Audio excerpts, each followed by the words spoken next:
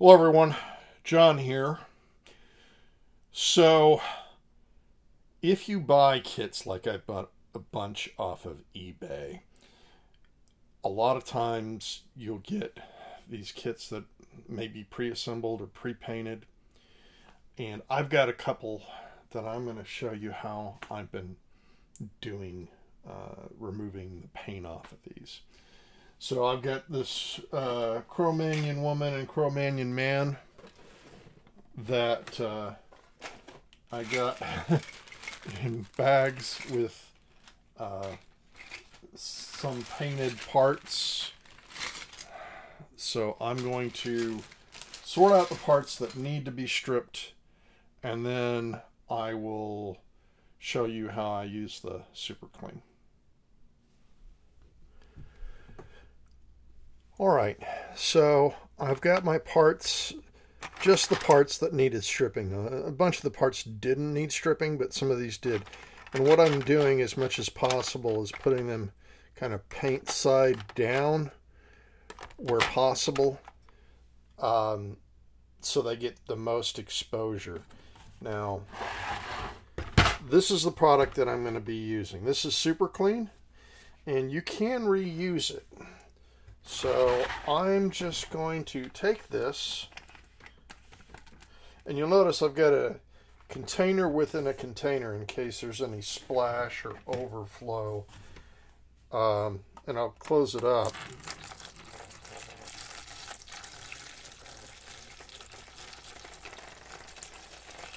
If I read correctly, this is supposed to be reasonably environmentally friendly. I just want to do enough to cover all the pieces there. And I think I'll go a little bit more. But I think that should be it. Alright, so now we'll let that sit. Alright. Alright, so I've got the parts in here. I'm going to set this aside probably for a couple of days while that soaks.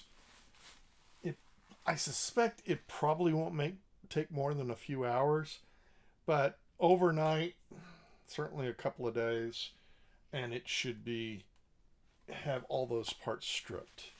So I'm going to let that sit, and then we'll come back and see our results.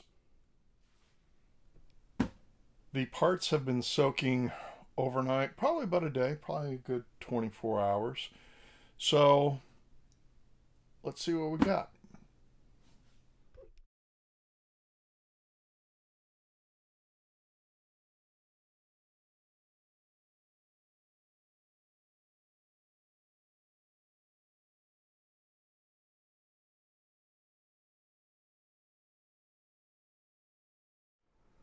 So these parts are about as done as they're going to get. I had, after soaking these for about a day, I took a scrub brush and scrubbed off residual paint, and most of it came off. There were a couple of places where it didn't. Like on this base here, there was this brown that just would not let go. And same on this snake. I don't know what's up with that. I could barely get any off of it, and I just decided at a certain point I'll live with it. But most of it, like, there's a little bit that's persisted on her hair, and maybe a little bit on this guy's fur shorts. But overall, I mean, this had a lot of green around it, and that's all gone. So for the most part, it went well. There are some paints I think that are just always going to be a pain, and this particular brown seems to be one of them. Now, after scrubbing it, I went over it with Windex and wiped it down, and then with water and wiped it down. So I'm going to let these dry. I also did the rest of the kit, or the kits, plural, because in the injection molding process, they usually use a release agent. Or, you know, if this has been in a home somewhere, somebody's attic, it may have dust on it. So it's always a good idea to clean the parts. Not so much because anything on the surface would mess with assembly, but it might mess with your paint job. So, overall, like I said, pretty happy. This one's nice and clean. There was a silver on this and on the spear that came right off. Very happy with how that turned out. So, not perfect, but, and you know, if you have a better way to do it, please let me know. But for most of it, pretty good. I'll have to figure out what's going on with that brown. Anyway, thanks for joining me on this piece of the adventure.